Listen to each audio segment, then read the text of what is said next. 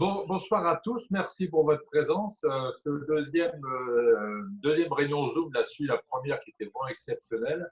Et je voulais qu'on fasse un point particulier concernant la communication. Parce qu'on a bien souvent l'occasion de faire des actions extraordinaires et on est, il faut le remarquer, un peu moins performant en matière de communication. Donc, si on veut se faire connaître, il est évident qu'il faut que nous fassions un effort dans ce domaine. Alors, bien sûr, par communication, on entend la communication interne. Ça, celle-là, bon, il y a peut-être, mais on n'est pas trop mauvais. Par contre, la communication externe, c'est là où on pêche le plus. Alors, ce que je voudrais, c'est juste vous signifier quelques petits points. En ce qui concerne la communication externe, il faut tout d'abord être homogène dans cette communication, c'est-à-dire que tous les acteurs communicants doivent avoir un langage, je dirais, cohérent, c'est-à-dire que les gens se retrouvent, les différentes personnes se retrouvent dans les différentes communications qui sont faites. Surtout quand ils ne sont pas rotariens, parce que c'est cela qu'on veut toucher. Et puis également, il faut respecter, vous le savez, la charte graphique, parce que c'est pas la roue qu'on aime qu'il faut mettre dans notre communication, c'est la roue du Rotary. Il y a encore récemment un gouverneur pas trop ancien qui me dit ah ben moi j'utilise pas la roue nouvelle parce qu'elle est pas belle, donc j'utilise l'ancienne. Donc il faut aussi utiliser la charte graphique qui est absolument indispensable. Il y a deux outils qu'il faut prendre en compte et c'est ceux-là. Alors, je vais bientôt laisser la parole à Régis, surtout pour vous écouter, mais bon, il va vous expliquer ça. Et ce que je veux absolument préciser, c'est que Régis n'est pas là pour faire le travail à votre place, ça c'est clair et net. Il est là pour vous aider à communiquer. Ceux qui vont communiquer, c'est les clubs et les districts. C'est sûrement pas l'équipe régionale. L'équipe régionale est là en soutien. Voilà. Et surtout, je pense qu'il faut être dans le domaine de la communication. On sait très bien que beaucoup de Rotariens ne sont pas d'origine, et c'est mon cas, des communicants. Et donc, quand on ne sait pas, il faut demander à ceux qui savent, quoi. C'est une force voilà, une force qui est mise à notre disposition. Donc, utilisons les compétences qui sont à notre disposition et ne nous lançons pas dans des communications qui vont porter peut-être au préjudice à notre action. Donc, mais on a surtout envie de compter sur les ressources que vous êtes. Donc, la parole doit aussi être prise par vous pour que vous puissiez nous faire part de ce que vous souhaitez. Mais moi, j'ai ou un avantage ou un désavantage sur vous, c'est que malheureusement, je n'ai pas pu participer à la dernière visio parce que j'avais une grosse contrainte familiale. Mais ça m'a permis de vous écouter et de vous regarder quand même et finalement d'essayer de faire une synthèse à partir de ce qui est exprimé. Et si vous le voulez bien, je voudrais la partager avec vous. Je vous ai préparé un diaporama parce que cette synthèse, finalement, peut être utile pour donner au moins déjà un cadre général à notre débat de ce soir. Donc, comme je vous le disais, j'ai regardé l'enregistrement de la visioconférence que vous aviez partagée tous ensemble et j'ai essayé d'en tirer la substantifique moelle avec une clé de compréhension qui était de dire comment allons-nous gérer secondairement la communication à partir de tout ce qui a été dit et en sachant que tout ce qui a été dit, en réalité, a rendu compte de tout ce qui s'était déjà fait, de tout ce qui pouvait encore se faire. Alors, il faut juste que j'arrive à prendre la main. Voilà. Donc, qu'est-ce que j'ai pu noter? Évidemment que les implications de terrain étaient extrêmement fortes, au moins pour tous ceux qui en ont témoigné, et sans doute pour les autres aussi, mais lorsqu'on regarde un peu plus dans le détail, on se rend compte que les différentes actions qui ont été mobilisées par les uns et par les autres sont des actions qui se situent dans des champs qui sont différents. Et forcément, parce que ce sont des champs différents, on a d'autant plus de difficultés pour essayer d'en rendre compte. Parce que si on veut communiquer, il faut qu'on ait un produit. Et ce produit, il faut arriver à le définir, il faut définir son contenu. Qu'est-ce que j'ai remarqué? J'ai remarqué qu'il y avait trois champs d'application qui avaient été ceux des districts qui ont témoigné, et sans doute des autres aussi. Le premier champ, je l'ai appelé des actions d'insertion. Ce sont des actions qui ont été évoquées notamment par les premiers orateurs et qui faisaient référence, bien sûr, à des initiatives qu'ils avaient prises, mais également, selon les cas, en lien avec des expériences qui avaient été conduites déjà antérieurement et qui ont continué de se mobiliser pendant cette période plus que particulière que cette pandémie du Covid-19. Et souvent, ces actions d'insertion s'adressaient sous forme d'actions d'information ou d'accompagnement. On a même parlé des journées carrières, destinées à des jeunes publics. Premier item, donc des actions d'insertion. Deuxième item que vous avez évoqué, c'était des actions qui sont plus orientées, non pas sur l'insertion au sens, vous l'avez compris, très général du terme, mais des problématiques liées à des actions d'insertion qui ciblaient directement l'emploi et qui concernaient des personnes en recherche d'emploi et qui malheureusement va faire sans doute partie d'une actualité déjà présente, mais sur laquelle on ne communique pas beaucoup encore au niveau des médias. Je pense que la rentrée en fera sans doute aussi, si on ne revient pas sur le Covid-19, un sujet d'une grande actualité. Et puis, bien sûr, et on est toujours dans le domaine, bien sûr, de l'action professionnelle, toutes ces actions qui ont été conduites et en lien avec les conséquences de la crise pandémique, et qui, bien sûr, s'adressaient aux entreprises en difficulté. On a eu notamment le témoignage de Jean-Jacques sur l'initiative qui a été prise dans le district 1730 sur l'opération Coup de pouce, et dont, pour partie, certains districts se sont pleinement inscrits. Je prends l'exemple du district 1760, et d'autres commencent à s'y inscrire, je pense notamment à Thierry. Donc, à partir de là, je fais un constat. Je fais un constat qui consiste à dire, si je veux définir une communication que nous allons ensemble organiser et que vous allez porter, mais on vous aidera bien sûr à la porter, pour pouvoir en décliner, j'allais dire, tant les contenus que les modalités, que les cibles et pourquoi pas les moyens que l'on peut décliner sous l'angle technique, matériel, mais que l'on peut aussi décliner sous l'angle budgétaire. J'en ai retiré, mais je vous le livre, la sagacité de votre réflexion.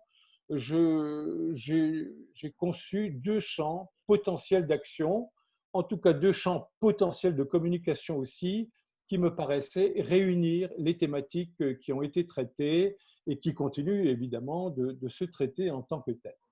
Un premier cadre qui, bien sûr, concerne les actions qui ont été entreprises à l'égard des entreprises, on va dire toutes ces actions de soutien pour les entreprises qui ont souffert, pour ces acteurs qui aujourd'hui cherchent des solutions et pour lesquels, je ne reviens pas là-dessus, un certain ensemble d'éléments se sont déployés au travers de la plateforme Coup de pouce, par exemple, mais il y a d'autres exemples aussi.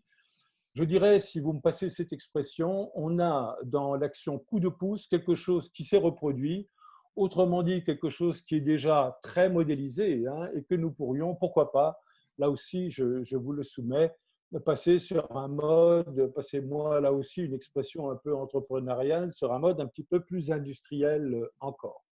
Le deuxième cadre qui pourrait nous concerner, c'est toutes les actions qui concernent, alors là, l'insertion, et on va prendre ce terme-là sous son acception la plus générale et la plus générique, donc tout ce qui va toucher tant à l'information qu'à l'orientation, qu'au soutien vis-à-vis de l'emploi. Et on sait notamment, je pense au district 1710, qu'il y a des amicales qui sont mobilisées aussi pour accompagner un certain ensemble de demandeurs d'emploi et pourquoi pas dans le réseau rotarien. Et les actions de mentorat, puisque je sais aussi, pour en faire partie, dans le district 1780, il y a des actions de mentorat qui vont être mobilisées dans les temps à venir. Voilà. Ma prétention au travers de cette synthèse n'est absolument pas de conditionner la discussion, évidemment. Elle est simplement de donner un cadre formel qui puisse nous permettre effectivement de pouvoir avoir des éléments d'échange, des éléments de formalisation de la discussion. Et pourquoi pas, je me suis permis de vous le proposer en tant que tel, un certain ensemble de pistes et que nous pourrons, dans un deuxième temps, articuler tant aux éléments de communication interne qu'aux éléments de communication externe. Mais nous avons besoin, avec Roger et toute l'équipe régionale, de vous entendre à ce sujet. Alors, je vais commencer. Dans le mail que Roger Lors nous a adressé pour nous inviter à cette réunion, il est mentionné, Régis, que tu aurais en charge la communication au niveau national et que nous, districts, aurions celle au niveau régional. Alors, est-ce que cette dichotomie est toujours pertinente et d'actualité? Et si oui, peux-tu nous en dire plus? Alors déjà, ne la conçois pas comme une dichotomie, hein, mais on va cadrer les choses. La communication nationale, la communication locale, on va tout de suite dire que ce sont des éléments qu'il faut définir. La communication locale, c'est quoi? C'est la valorisation à l'échelle locale et régionale, à l'échelle des districts, des expériences qui sont conduites. Lorsque ces expériences sont partagées par un ou plusieurs districts ou par de nombreux districts, bah, tout d'un coup, on se retrouve dans le champ d'une communication qui est devenue nationale. Parce qu'il ne faut pas opposer les supports de médias, mon cher Alain, tu le sais sans doute, hein, les supports de médias locaux, par exemple la PQR, hein, la presse quotidienne régionale, avec les supports médias qui sont un tout petit peu plus nationaux, hein, la presse quotidienne nationale et les autres supports de médias. Ne rêvons pas, hein, ce sont des supports dont on sait le caractère difficilement accessible, mais le premier palier de l'échelon local représente souvent ce qui peut permettre effectivement d'arriver au deuxième échelon. Et là, je le connais un peu pour l'avoir pratiqué dans d'autres vies antérieures, hein, ce sont des échelons qui, malgré tout, peuvent être mobilisables, à condition d'avoir des, et pardonnez-moi cette expression, mais je fais le lien avec ce projet tout à l'heure, avec des histoires au sens noble à raconter, hein, donc du storytelling, donc avec des expériences avérées, des partages, et bien sûr, pour reprendre l'expression d'un des participants de la dernière visioconférence, pour reprendre aussi des témoignages de personnes bénéficiaires d'actions. Il n'y a de meilleurs ambassadeurs de nos actions que ceux qui en ont bénéficié et qui en sont évidemment les bénéficiaires, les meilleurs ambassadeurs, hein. Donc voilà, il n'y aura pas de dichotomie entre l'un et l'autre. Nous préparerons un plan com interne, nous préparerons un plan com externe et nous serons tous à le porter en tant que tel, mon cher Alain. Je voudrais intervenir là sur ce qu'a dit Alain. Il n'est pas question, et je l'ai redit tout à l'heure dans ma présentation, que l'équipe régionale communique. Ceux qui communiquent, ce sont les districts, les clubs, etc. Donc il n'est pas question que l'équipe régionale, je me suis peut-être mal exprimé, mais je voudrais préciser ce point, nous ne sommes pas là pour communiquer, nous sommes là pour donner les outils aux Rotariens pour communiquer. Donc, si mon message n'a pas été clair précédemment, je l'ai précisé maintenant. Ce n'est pas à Régis de communiquer sur quelque plan que ce soit, national ou autre. On est là pour vous aider, vous soutenir et vous permettre de disposer d'un certain ensemble d'outils, qui sont des outils issus, j'allais dire, de notre cadre institutionnel. Roger y a fait référence, hein, notamment les outils, la charte graphique, évidemment, hein, c'est du boulot. C'est du boulot parce que tout le monde ne l'utilise pas, Roger le précisait tout à l'heure. C'est place à l'action, important d'utiliser place à l'action parce que c'est le moyen imaginé par le Rotary International pour essayer d'unifier notre communication à l'échelle planétaire. Et pourquoi veut-on l'unifier? C'est parce qu'on veut permettre une identification qui soit autrement plus partagée en tant que telle. Et puis, on a d'autres outils, hein, auxquels on peut avoir recours, qui sont des outils externes, hein. Rappelez-vous de ce que Jean-Jacques a pu vous dire, l'attaché de presse qu'il a utilisé, on peut, c'est pour ça que je parlais de moyens budgétaires, avoir recours aussi à un ou à une, et pourquoi pas la même, attachée de presse, pour tout ce qui va concerner les liens avec les médias.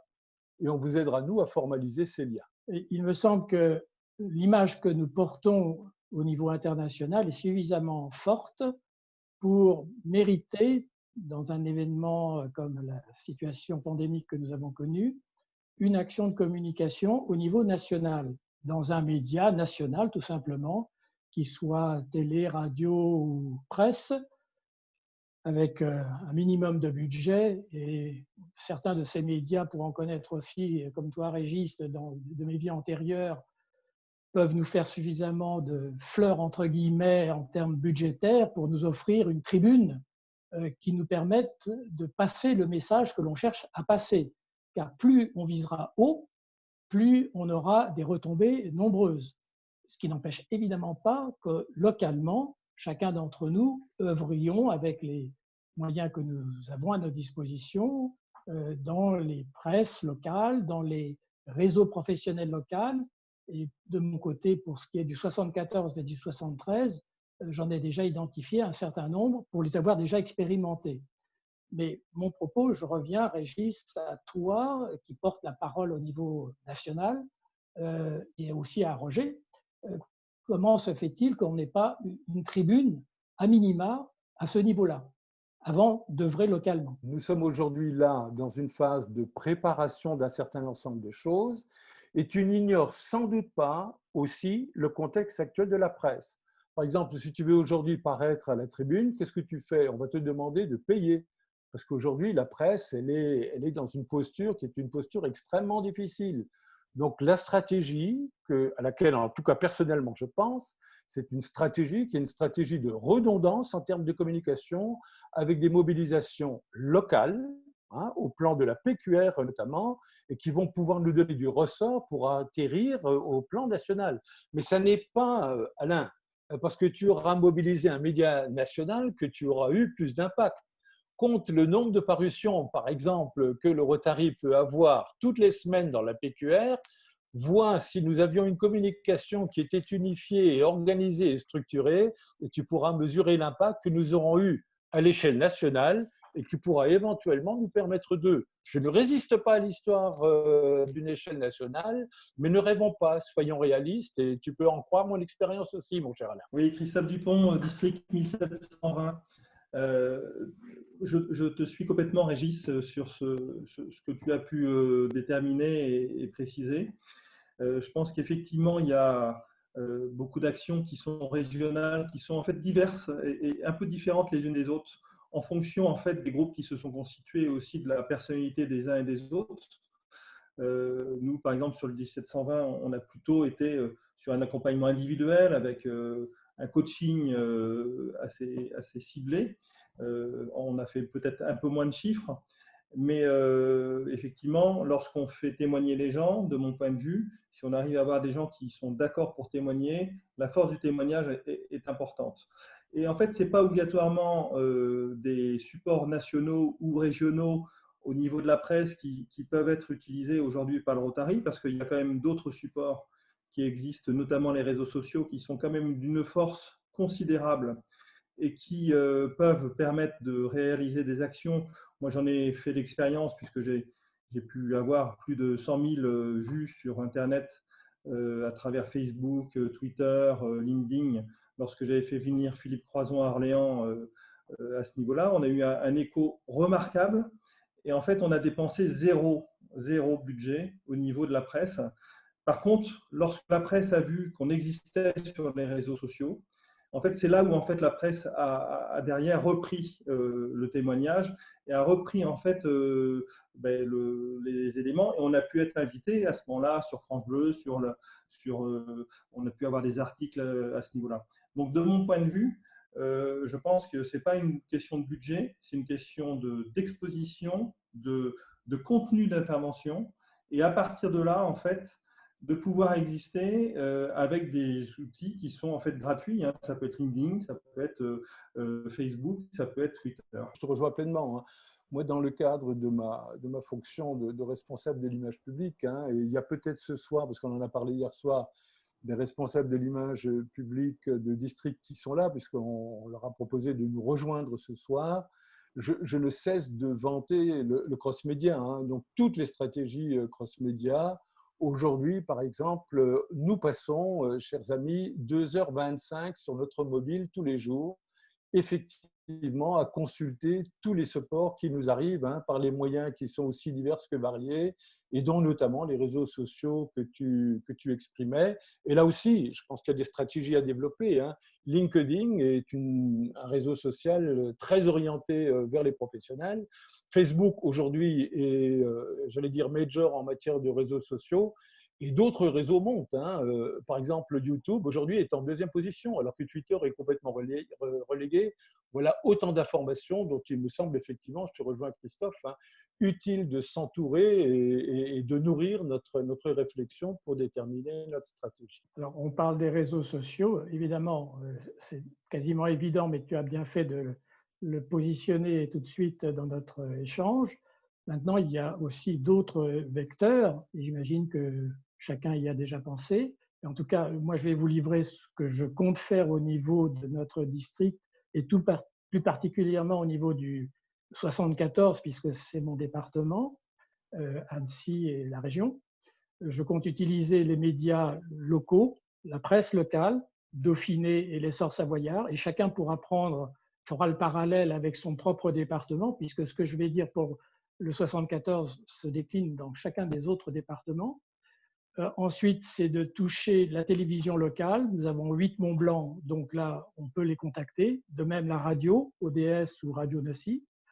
Ensuite, ce sont les réseaux professionnels, à savoir d'envoyer un communiqué de presse, par exemple, au MEDEF local, à la CPME, à la CMA, aux incubateurs et aux pépinières, parce que c'est là que se trouvent beaucoup de startups et de jeunes qui sont en difficulté, aux réseaux d'investisseurs de type Business Angel et consorts, et bien sûr, sans oublier aussi nos propres clubs, car finalement, c'est auprès de nous, auprès des Rotariens de chacun de nos clubs, qui par l'effet boule de neige ou capillarité, peuvent renseigner, peuvent informer des personnes en difficulté.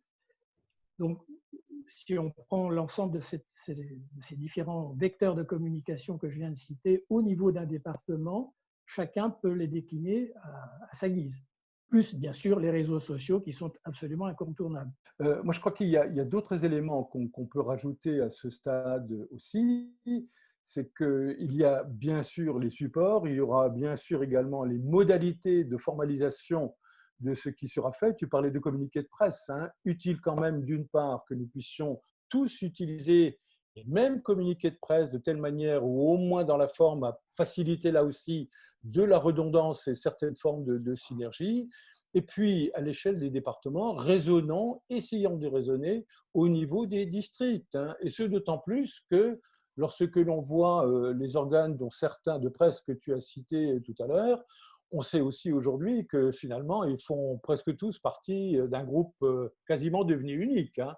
Je prends la presse locale régionale. Quand je vais dans le Grand Est pour faire un clin d'œil à notre ami Gérald Belloche, et puis je prends par exemple le Dauphiné Libéré dans nos régions à nous, c'est le même groupe de presse en fait, hein. Donc là, il y a des synergies.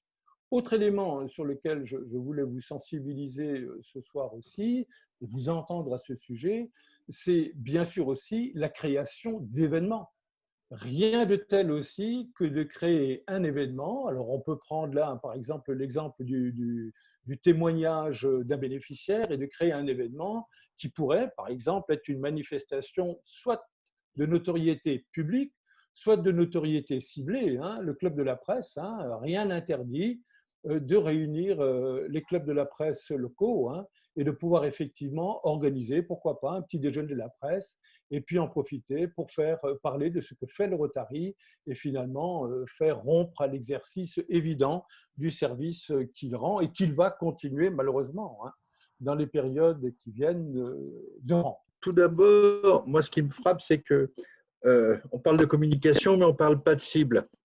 Or, Régis, tu as évoqué 3 cibles différentes. L'action d'insertion destinée aux jeunes, ça ne va pas être le même type de communication que l'action destinée à des personnes en recherche d'emploi.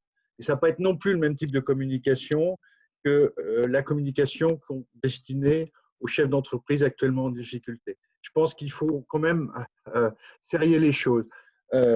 Et on va agir d'une manière différente sur ces 3 cibles. C'est la démonstration que j'ai voulu faire tout à l'heure, hein, où en vous présentant le diaporama, 3 éléments, j'ai essayé d'en faire 2 cibles en fait, hein. Les problématiques d'insertion, les problématiques de soutien aux entreprises. Mais effectivement, si l'on s'accorde sur ces 2 axes majeurs, avec bien sûr des sous-chapitres, la communication ne sera pas de même nature. Je partage avec toi. Alors après, en termes d'action, on est très proche de ce que réalise le district d'Orléans et de ce qu'expliquait Christophe Dupont. Donc aujourd'hui, on a communiqué pour notre part essentiellement auprès des présidents de clubs en visant un public de Rotariens. Commençons par aider les nôtres avant d'ouvrir d'une manière plus large. On est en train d'ouvrir un peu plus aux environnements des Rotariens. Ma crainte en matière de communication, c'est d'avoir une promesse que je ne puisse pas tenir ou que nous ne puissions pas tenir. Donc s'adresser à un trop grand nombre en expliquant à toutes les entreprises qui sont en difficulté qu'elles auront un soutien de la part du Rotary, faut-il encore être à même de tenir cette promesse? Donc on y va progressivement, que ce soit sur les clubs, les interclubs. La démarche se fait d'une manière assez progressive. Je pense qu'on a encore un peu de temps parce que les entreprises sont actuellement sous perfusion du fait du chômage technique qui a été mis en œuvre, des aides qui ont été décidées. Donc, en termes de trésorerie, ça va encore. On va avoir une rentrée qui va être excessivement difficile. On a fait appel à des témoignages. Il y a un premier témoignage sous forme d'un texte qui a été adressé par un des bénéficiaires, qui est sorti d'affaires, qui a été adressé au président. Et il y a un deuxième témoignage qui est en cours et qui sera, lui, sous forme d'une petite vidéo. Notre démarche est plutôt une démarche étape par étape, tenir nos engagements, tenir nos promesses. Voilà. Après, ce sont des choix de stratégie, Gérald. Hein. Je pense quand même, sur la question de la promesse, on a vu notamment à partir de la plateforme Coup de pouce que ça fonctionne et qu'effectivement, on peut prendre ce modèle comme étant un modèle de référence et le transposer pour effectivement, et ça marche, on l'a vu, le 1730, alors ils l'ont appelé un peu autrement, ils l'ont appelé RSE. Thierry, je ne sais pas comment il a labellisé le produit, mais voilà autant de solutions qui effectivement s'adressent au plus grand nombre d'entre nous. Après, libre à chacun effectivement de dire on va d'abord aider les Rotariens et d'abord ou plus tard les autres. Je pense que de servir, elle doit s'adresser sans doute à tout le monde, et notamment à ceux qui sont en difficulté. Voilà. Chacun l'adapte sans doute à sa sauce. Nous sommes, nous, dans 1770, beaucoup basés sur l'action de Jean-Jacques pour faire ce qu'on a mis en œuvre. On a mis en œuvre 6 équipes avec chacune un avocat, un expert comptable, un banquier et un chef d'entreprise, donc dans 6 bassins d'emploi ou bassins d'entreprise différents. Et donc, nous commençons dès maintenant à aider des entreprises. On a déjà aidé 6, soit au long cours, disons sur plusieurs semaines, soit simplement avec des renseignements, parce que certains d'entre eux ont juste la méconnaissance d'un des rouages et sont inquiets et ont besoin d'être rassurés. Donc, ça marche et on se prépare très, très fort pour le mois de septembre. L'un d'entre nous, qui est avocat et spécialisé dans le droit des affaires, va faire un séminaire à tous les leaders des équipes pour leur expliquer quelles sont les différentes actions judiciaires face auxquelles les gens vont se trouver. Est-ce que c'est une clause de sauvegarde? Est-ce que c'est un redressement judiciaire, une liquidation? Pour certains d'entre eux que l'on va devoir malheureusement mettre en œuvre, en tout cas leur conseiller d'aller au tribunal, où on va réussir à les sauver, et on l'espère bien évidemment, sans aller jusque-là. Mais nous avons déjà structuré dans 1770 des équipes pour cela. Je pense que ce qui est important aussi, il ne faut pas le négliger, c'est la question du partenariat. Je ne sais plus qui en faisait référence tout à l'heure. Il y a les réseaux tels qu'ils existent aujourd'hui. Je prends le cas en Savoie, par exemple, le MEDEF, pour y contribuer, est extrêmement mobilisé. Les tribunaux de commerce, notamment dans la phase préalable, sont effectivement des acteurs qui sont majeurs. Mais ce sont autant d'opportunités aussi qui nous sont permises de signifier le Rotary et l'action professionnelle dans le paysage, effectivement, de la réalité économique d'un lieu. Nous avons pris contact avec les chambres de commerce et d'industrie de notre district, avec les chambres des métiers de notre district, avec les tribunaux de commerce de notre district, parce qu'il faut savoir qu'aujourd'hui, il y a des gens qui se retrouvent en clause de sauvegarde ou en redressement judiciaire et qui n'ont pas d'administrateur, parce que l'administrateur, il ne va pas trouver des sous pour pouvoir les sauver. Donc, ils sont un peu esselés et ils ont besoin de notre conseil, de notre aide. Et donc, nous sommes rapprochés de tous ces gens-là. Il est probable que nous allons signer un accord avec des chambres des métiers de notre secteur pour recevoir ceux qui ne vont pas pouvoir traiter eux-mêmes. Ou voilà, évidemment, il faut être avec les acteurs locaux, sans aucun doute. Évidemment, aussi, on a informé tous les Rotariens et nous allons avoir une conférence à la Chambre de commerce et d'industrie de l'Essonne début septembre, dans laquelle on aura tous les gens qui sont concernés, donc les conseillers de cette chambre de commerce, mais aussi les acteurs économiques locaux. Mais Pierre, merci de le préciser, mais voilà d'autres modalités de communication en fait, parce que finalement, c'est comme ça qu'on fait savoir. Et rien n'empêcherait, pourquoi pas, localement, que des conventions puissent être passées entre ces différents acteurs, ce qui permet là aussi, finalement, d'avoir d'autres outils de promotion de ce qui est mené. Oui, donc c'est les contacts avec les UPE, UPE 13, UPE 04, avec le MEDEF Sud, avec la Chambre de commerce et d'industrie de Marseille et avec le CJD et avec les plateformes d'initiative. C'est dans le cadre du RSE, Antoine, c'est ça? C'est dans le cadre de la plateforme Coup de pouce, que nous on a rebaptisé autrement, mais c'est dans le cadre de la plateforme Coup de pouce qu'on a reprise avec Jean-Jacques. Ouais. Voilà. Alors, et j'ai un nouveau partenariat avec un type qui s'appelle Pablo Santamaria, qui est un chef d'entreprise qui a une société de conseil, qui est issu de Centrale Paris, Centrale Supélec. Il est notamment président du comité d'éthique de Centrale Supélec. Il a monté un site qui s'appelle sortiedecrise.net, sur lequel il demande, il propose un questionnaire court de 7 questions. Et il en sort un baromètre de tendance, un baromètre d'évaluation des affaires actuelles et à venir. Et il se propose d'être partenaire avec nous pour proposer aux entreprises que nous suivons ce baromètre et lui pour faire connaître notre service dans son réseau. Voilà, donc on échange de bons procédés entre deux réseaux qui peut être évidemment étendu. Alors, bon, il m'a repéré, bon, je ne sais pas comment, mais ce partenariat peut intéresser tous les districts, bien entendu, qui sont actuellement impliqués sur l'aide aux entreprises.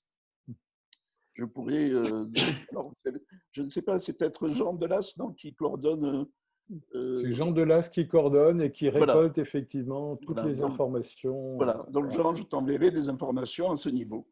Et je pense qu'il serait d'ailleurs intéressant que les districts qui sont impliqués sur les dispositifs coup de pouce ou similaires puissent monter une synergie pour échanger de bonnes pratiques. Alors non pas à 26, mais il n'y a pas, tous les districts ne sont pas concernés.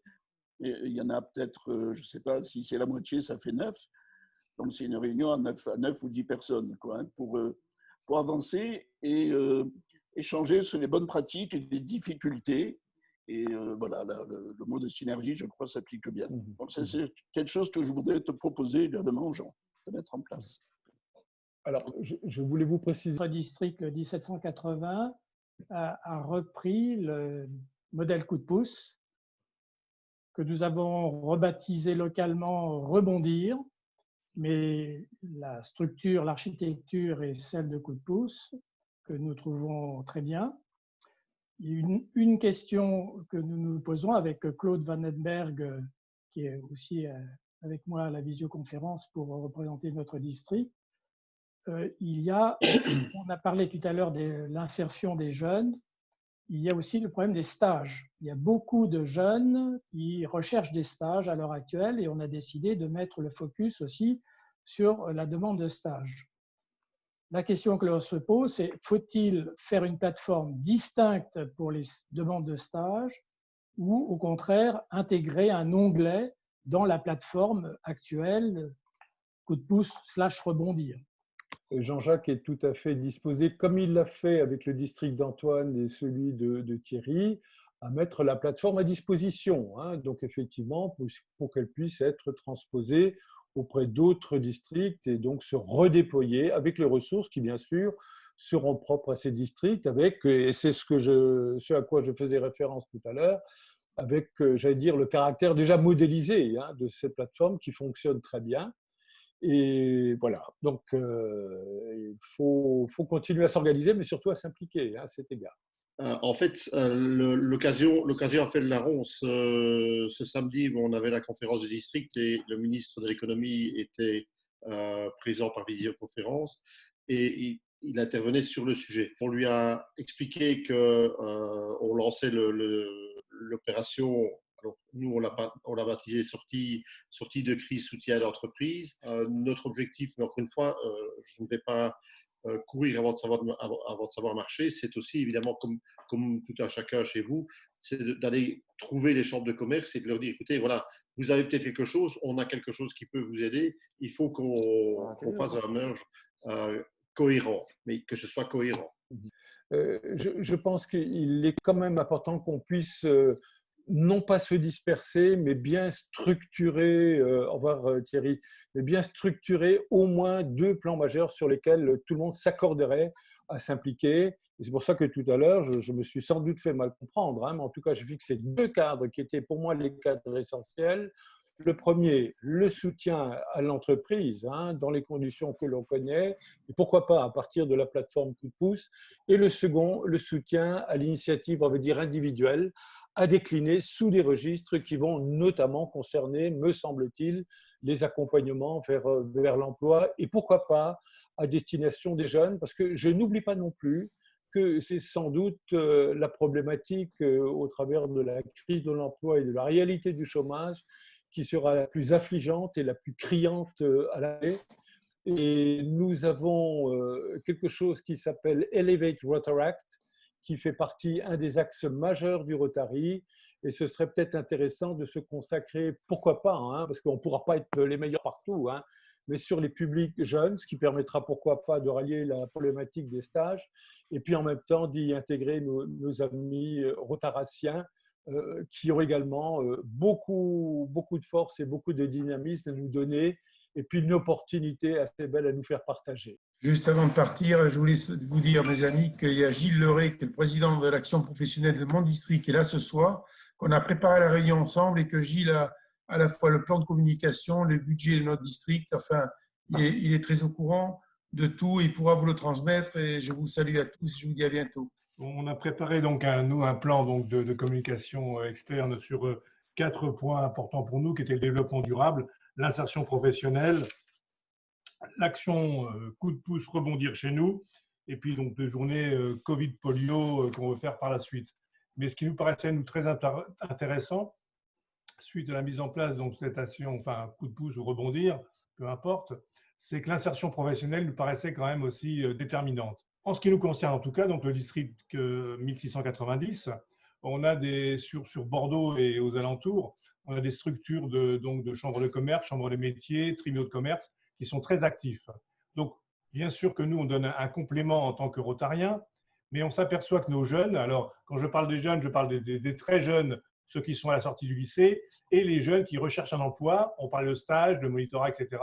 Et là, nous, on a vraiment un gros problème. C'est-à-dire qu'on a vraiment des jeunes qui sont sur la touche. Alors, je ne veux pas dire que les actions envers les entreprises, étant moi-même conseil en gestion d'entreprise, je crois que je sens comment ça se passe, je le sens bien, mais nos jeunes, ça me paraît aussi déterminant pour la suite, parce que c'est quelque chose aussi de long terme.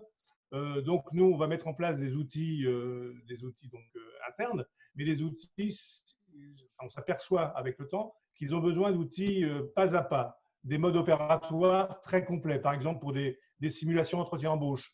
Trop souvent encore, moi je l'ai pratiqué, on s'aperçoit que nos jeunes ne savent pas faire un CV, ne savent pas rédiger une lettre de motivation. On est vraiment au B à bas. C'est même pas se présenter, c'est déjà savoir comment il faut présenter sa candidature. Donc pour nous, on a mis un point très fort là-dessus. Et pour tout vous dire aussi, de manière un petit peu plus globale, on a mis en place un budget d'environ 15 000 €. Alors, dans le district 1690, nous sommes environ 2200 membres, voilà, et on a mis en place un budget de 15 000 €, donc pour essayer de répondre à nos besoins. Nous avons 76 clubs. À la rentrée, on va beaucoup parler des jeunes hein, qui vont se retrouver sur la touche. Hein, et les parcours d'insertion vont être extrêmement difficiles.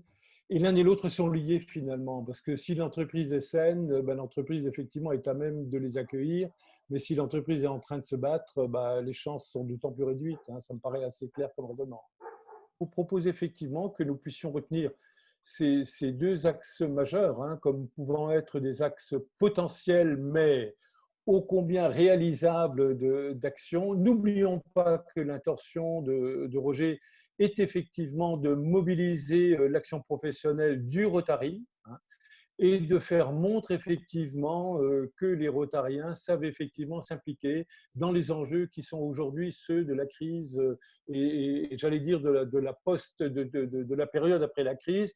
Mais j'ai du mal à le dire, hein, parce qu'on ne sait pas encore si cette crise est terminée et quand est-ce qu'elle va s'arrêter. En tout cas, l'intention, elle est claire, et en tout cas, les implications le sont tout autant. C'est effectivement le soutien à l'entreprise d'un côté, le soutien à l'emploi, et pourquoi pas l'emploi des jeunes, qui font partie, j'allais dire, de nos deux préoccupations principales. Moi, je vous propose que nous retenions ces deux axes principaux et que nous puissions, dans un premier temps, déjà formaliser les différentes expressions de ce soir et vous faire un certain ensemble de propositions d'un cadrage général en matière d'une part de mobilisation possible, que vous puissiez y répondre, et secondairement de mettre un certain ensemble d'outils de communication tant externe qu'interne à votre disposition, de telle manière à ce que les choses soient, j'allais dire, d'autant plus faciles pour vous, tout en vous accompagnant hein, et profitant, j'allais dire, d'abord des responsabilités que nous exerçons, mais en même temps des relations et parfois des apports techniques que nous pouvons réaliser. Alors, s'il faut quelques mots pour conclure, de toute façon, tout d'abord, je vous félicite tous par votre implication, votre participation. Je vais vous dire que je suis très heureux ce soir, donc merci à vous tous. Je voudrais aussi préciser que si j'ai parlé d'homogénéité en matière de communication, je n'ai pas parlé d'homogénéité, enfin d'identitaire sur le type d'action professionnelle. Il est bien évident que chaque club, chaque district a son savoir-faire particulier en fonction des compétences de ses Rotariens. Et effectivement, je partage tout à fait ce qui a été dit en ce qui concerne des mots comme commençons peut-être un petit pas pour pouvoir faire plus après, occupons-nous d'abord des Rotariens, etc. Tout ça, c'est évidemment des termes qui me vont droit au cœur et que je partage avec vous tous. Donc, il s'agit effectivement d'être bon là où on sait faire et pas de vouloir essayer de faire ce qu'on n'est pas capable de faire, c'est bien évident. Donc, merci à tous. Je pense qu'il y a des choses intéressantes de dites. Vraisemblablement, tout n'a pas été dit, mais bon, c'est comme ça qu'on progresse. Et puis, on vous aurait prochainement de nouvelles, puisque Jean est chargé d'identifier ceux qui sont en recherche, en besoin d'aide, de soutien pour lancer des actions similaires. Donc, il a déjà fait un travail intéressant de ce côté-là et on verra avec Jean pour organiser une prochaine rencontre qui sera davantage similaire à la première qui a été faite. Et puis, on va continuer à avancer sans effectivement lâcher la rampe parce qu'effectivement, il reste encore des choses difficiles à passer. Il ne faut effectivement pas considérer que c'est fini. Mais ces actions donnent aussi de l'enthousiasme aux Rotariens. Donc, c'est aussi une façon pour le Rotary d'être en bonne santé. Voilà. Alors, merci à tous. Je pense qu'il me reste à vous souhaiter une bonne soirée. Et puis, cette nuit est importante puisque cette nuit va voir un certain nombre de gens changer de mission, dont moi. Donc, merci à vous tous et bon courage. Bonne année pour l'année qui se présente. Au revoir et merci. Voilà.